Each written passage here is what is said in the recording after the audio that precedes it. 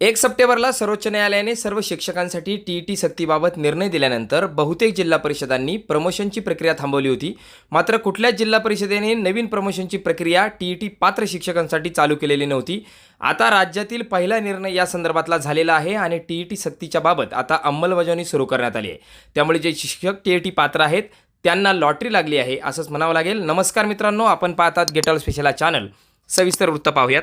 जिल्हा परिषद रत्नागिरी शिक्षण विभाग प्राथमिकचं हे पत्र प्रति गट शिक्षणाधिकारी पंचायत समिती सर्व विषय टीईटी परीक्षा उत्तीर्ण प्रशिक्षित पदवीधर शिक्षकांची माहिती सादर करण्याबाबत संदर्भ जे आत्तापर्यंतचे सर्व आहेत ते देण्यात आलेले आहेत आणि सर्वोच्च न्यायालयाचा जो निकाल आहे 1 सप्टेंबर 2025चा त्याचाही संदर्भ या ठिकाणी देण्यात आला आहे.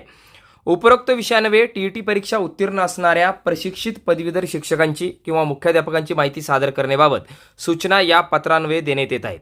शालेय शिक्षण व क्रीडा विभागाकडील दिनांक 1 डिसेंबर 2022 रोजीच्या शासन निर्णयानुसार केंद्रप्रमुख संवर्गातील रिक्त पदे 50% पदोन्नतीने व 50% विभागीय मर्यादित स्पर्धा परीक्षेद्वारे भरण्याबाबतच्या सूचना निर्गमित केल्या आहेत. तसेच संदर्भ क्रमांक 3 मध्ये सदरची रिक्त पदे कशाप्रकारे भरावीत याबाबतच्या मार्गदर्शक तरतुदी नेमल्या आहेत.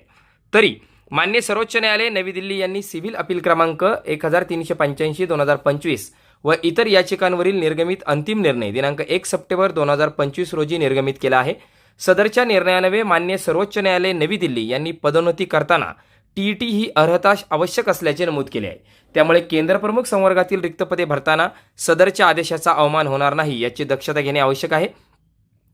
तरी आपल्या गटाकडील टीईटी परीक्षा उत्तीर्ण असणाऱ्या केवळ प्रशिक्षित पदवीधर शिक्षकांची तसेच मुख्याध्यापकांची माहिती खालील नमुन्यात केवळ डिहॉट सुरेख MR या फॉन्टमध्ये व 12 या साईजमध्ये एक्सेल शीटमध्ये या कार्यालयास दिनांक 16 जानेवारी 2026 पर्यंत सादर करावी. उपरोक्त फॉन्ट सोडून अन्य कोणत्याही फॉन्टमध्ये माहिती स्वीकारली जाणार नाही याची गांभीर्याने नोंद घ्यावी. आपल्या गटाकडून प्राप्त होणाऱ्या यादीतील सर्व शिक्षकांचे व मुख्याध्यापकांची टीईटी प्रमाणपत्र जमा करून या कार्यालयात सादर करावी. किरण लोहार शिक्षणाधिकारी प्राथमिक जिल्हा परिषद रत्नागिरी यांच्या डिजिटली सहीने हे पत्र काढण्यात आलेलं आहे. सोबत त्या भरतीचा भरण्याकरता नमुना सुद्धा देण्यात आलेला आहे.